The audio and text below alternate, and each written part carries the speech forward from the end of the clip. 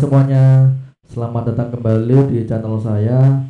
Saat ini saya akan membahas mengenai database transaction ya, atau SQL transaction. Kalau kita bikin suatu program, tentunya proses-proses query tidak hanya melibatkan satu query. Itu biasanya melibatkan lebih dari suatu query. Apalagi programmer pasti akan melakukan relasi terhadap beberapa tabel, sehingga antar tabel itu bisa terjadi input data lebih dari satu atau penghapusan data lebih dari satu. Nah, kita bisa menggunakan uh, input biasa. Cuman gimana kalau suatu saat salah satu transaksi itu terjadi kegagalan? Nah, kegagalan transaksi ini bisa kita antisipasi dengan namanya SQL transaction. Nah, di MariaDB atau database SQL yang lain ada fitur transaction ini ya. Nah, ibaratnya kita melakukan 10 proses query, namun ketika baru sampai pada query kelima ternyata ada data yang salah. Nah, sehingga harus dilakukan pengembalian data ke semula. Nah, ini bisa kita antisipasi dengan yang namanya transaction di SQL. Oke. Nah, di sini saya akan coba menggunakan tabel person. Nah, di tabel person ini akan saya gunakan untuk percobaan proses transaction database ya. Nah, saya copy dulu databasenya biar data yang lama tetap ada. Nah, di sini saya akan melakukan copy tabel menjadi tabel person 2. Oke, go. Nah, sekarang sudah ada tabel person 2 ya. Nah, terus kita bisa mencoba SQL ini lewat terminal ya. Atau di Windows itu ada command prompt. Nah, di sini saya akan membuka terminal dulu. Kali ini saya tidak akan menggunakan phpMyAdmin untuk melakukan proses transaction ya. Nah, pertama kita harus membuka dua buah terminal. Nah, open terminal 1, open terminal 1 lagi. Nah, tentu saja dua proses ini tidak terkait ya. Maksudnya adalah dia sebagai halaman tersendiri atau sebagai sesi tersendiri pada SQL. Nah, sini akan saya loginkan dahulu ke SQL-nya. Cara loginnya adalah MySQL -o root -p. Nah, masukkan passwordnya. Oke, enter. Nah, ini udah masuk ke database MariaDB. Kemudian yang satunya lagi juga akan saya masukkan ke database-nya. Nah, masukkan passwordnya. Oke, nah ini sudah sama-sama masuk ke database. Nah, yang satu ini saya akan melihat semua database dulu dengan perintah show databases. Oke. Nah, di sini saya menggunakan databaseku ya. Use databaseku. Nah, kayak gini. Oke. Saat ini saya sudah menggunakan databaseku. Yang satunya juga lagi show databases. Oke. Dia menampilkan semua database. Kemudian saya pilih databaseku, use databaseku. Oke. Nah, sudah ada dua sesi di sini. Saya menggunakan terminal ya, atau command prompt kalau di Windows ya. Nah, kemudian saya akan coba menampilkan semua tabelnya dulu, show tabels. Nah, di sini udah ada tabel person 2 yang sudah kita copy dari tabel person 1 ini. Nah, saya akan melakukan select tabel person 2 ya. Select bintang from person 2. Oke, datanya seperti ini.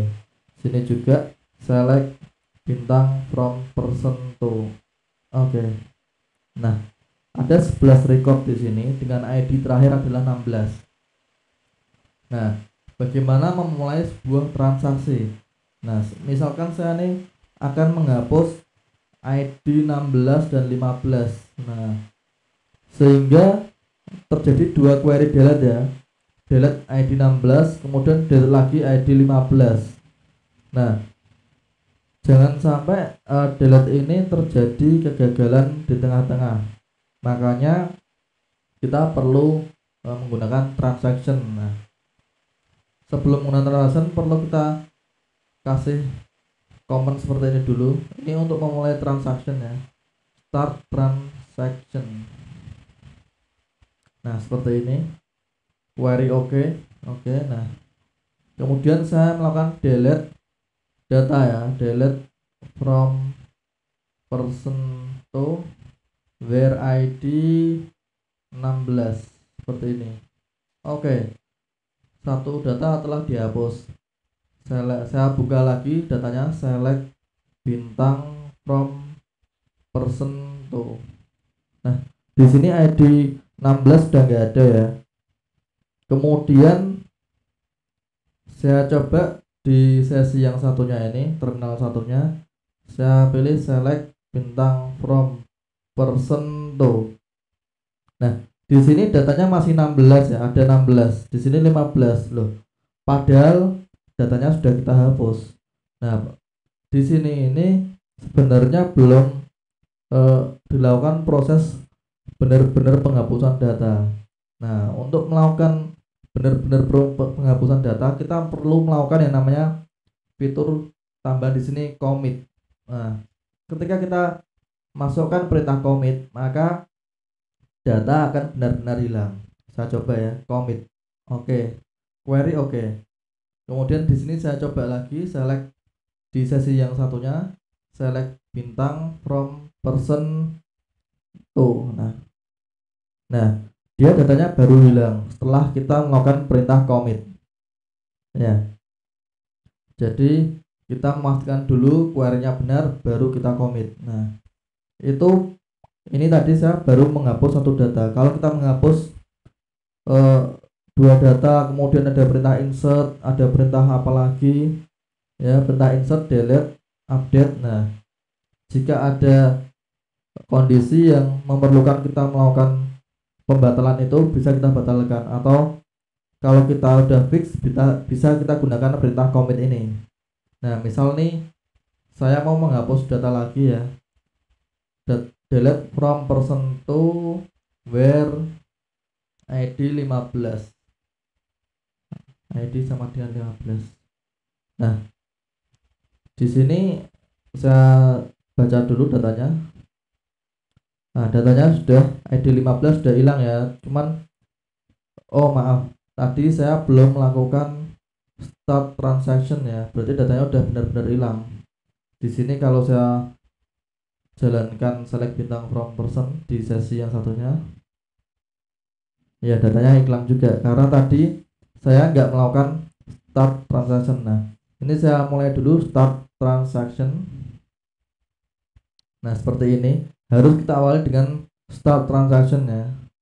Nah, sudah berhasil. Kemudian saya akan melakukan delete terhadap ID 14 ya. Delete from person to where ID sama dengan 14. Nah, ini dia ID 14 nya udah dihapus. Kalau kita select di sini lagi, select bintang from person to. Nah, ID-nya tinggal yang terakhir adalah 13. Tapi di sini harusnya masih komplit ya sampai 14 ya. Masih sama seperti yang ini terakhir sebenarnya. Ya kan, masih sama. Nah, ternyata di sini saya melakukan kesalahan. Harusnya ID 14 tidak saya hapus. Nah, di sini saya bisa melakukan rollback. Tinggal caranya adalah kita kembalikan dengan perintah rollback seperti ini. Nah, kita rollback ya. Rollback, Nah, kemudian kita select lagi datanya, select bintang from person to. Nah, data 14 muncul lagi. Nah, ini karena sudah kita lakukan rollback. Nah, inilah manfaat dari SQL transaction ya. Nah, kemudian ini tadi hanya menggunakan satu buah query ya. Saya akan coba menggunakan 2 atau 3 query, kemudian saya akan melakukan pengembalian data di tengah-tengah query-nya itu.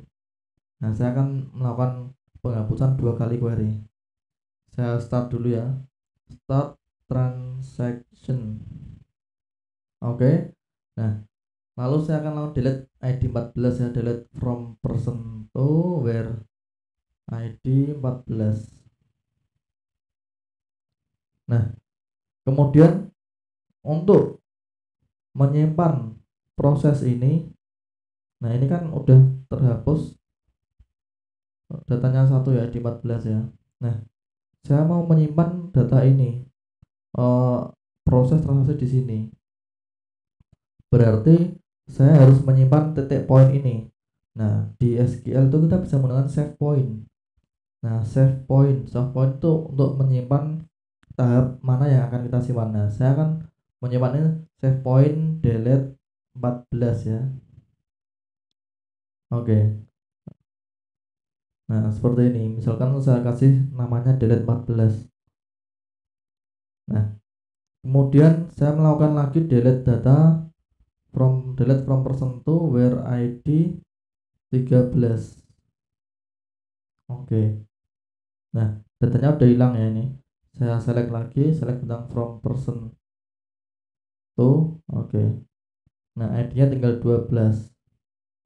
Nah, kemudian di sesi terminal yang satu ini saya akan lakukan select data lagi. Harusnya ini masih full datanya ya, sampai 14 maksudnya. Select bintang from person to. Nah, datanya masih sampai 14 ya. Ada 9 row. Nah, di sini saya ingin mengembalikan pada poin di mana data ke-13 masih ada. Gimana caranya? Nah, kita bisa menggunakan namanya rollback. Nah, rollbacknya pada poin yang sebelum ini. Nah, tadi kita kan di sini saya memberikan save point delete 14 namanya. Saya akan mengembalikan data pada poin ini.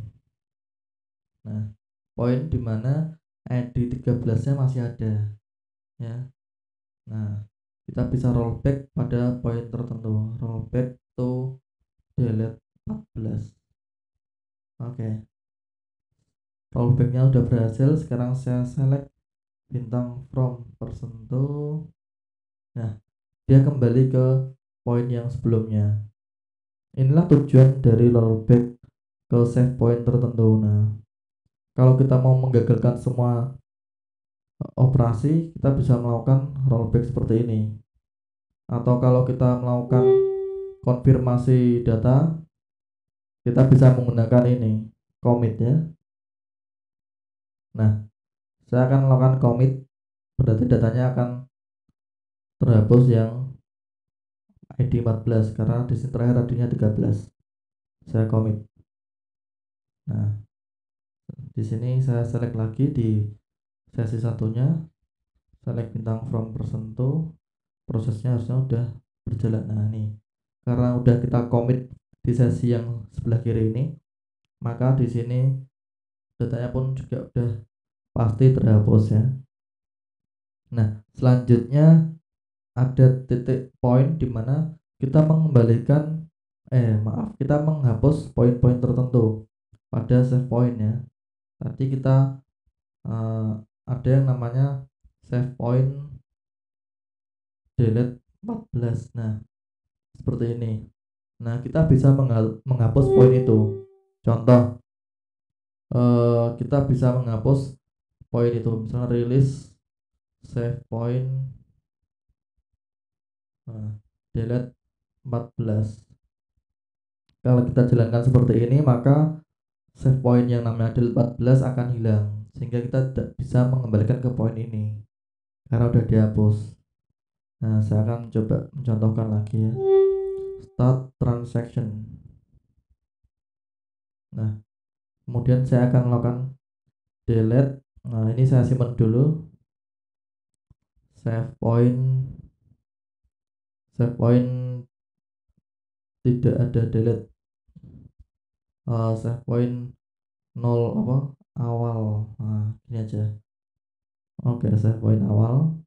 Kemudian saya delete from person to where ID 13. Nah, kemudian saya bikin save point lagi, save point delete 13. Nah, save point delete 13 tuh kondisinya seperti ini ya, person tuh. Nah, data 13-nya hilang. Kemudian kita bisa mengembalikan ke data awal sebelum dihapus. Kita rollback to delete, rollback to awal. Nah, seperti ini. Kita bisa melakukan ini, tapi saya tidak akan melakukan itu dulu. Saya akan melakukan penghapusan poin awal. Nah, dengan perintah seperti ini, release save point. Nah, release save point, nama poinnya apa? Nah, nama poinnya adalah awal. Seperti ini, release save point awal. Nah, sekarang kalau kita rollback ke awal itu pasti nggak bisa. Rollback to awal. Nah, error karena save pointnya ini sudah kita hapus di sini pakai perintah release save point awal. Cuman kalau kita rollbacknya ke delete 13 ini masih bisa rollback to delete 13. Oh maaf, rollback to delete 13. Oh, ikut hilang juga ya. Nah, sehingga dia akan menghapus poin setelah awal-awalnya juga ini ya. Jadi poin-poin setelah ini ikut dihapus juga. Nah, sehingga kita bisanya rollback biasa ini ya. Nah, rollback biasa bisa. Sekarang kita select bintang from person, tuh datanya kembali. Nah, jadi release save point ini kita bisa menghapus save pointnya ya. Nah, begitulah salah satu manfaat SQL transaction. Tentu masih ada SQL transaction yang lain, tapi untuk dasar seperti ini mungkin sudah sangat membantu ya. Nanti bisa kunjungi juga sendiri di situs resminya MariaDB tentang transaction, di situ lebih lengkap lagi. Nah, ini yang cukup sekian yang saya bahas. Semoga informasi tentang pengenalan SQL transaction ini dapat dipahami. Nah, ini saya menggunakan dua terminal ya, dengan sesi yang berbeda. Kalau kita menggunakan sesi yang sama, kita nggak akan tahu perbedaan yang dihasilkan, karena kita akan melakukan pengecekan data ini di sesi yang satunya. Karena SQL transaction itu sebenarnya dia prosesnya baru akan benar-benar dijalankan setelah melakukan commit data. Nah, maka sesi-sesi yang lain membukanya itu pun juga baru terlihat dampaknya. Begitulah SQL transaction, semoga dapat dipahami dengan mudah. Dan sekian dari saya, terima kasih.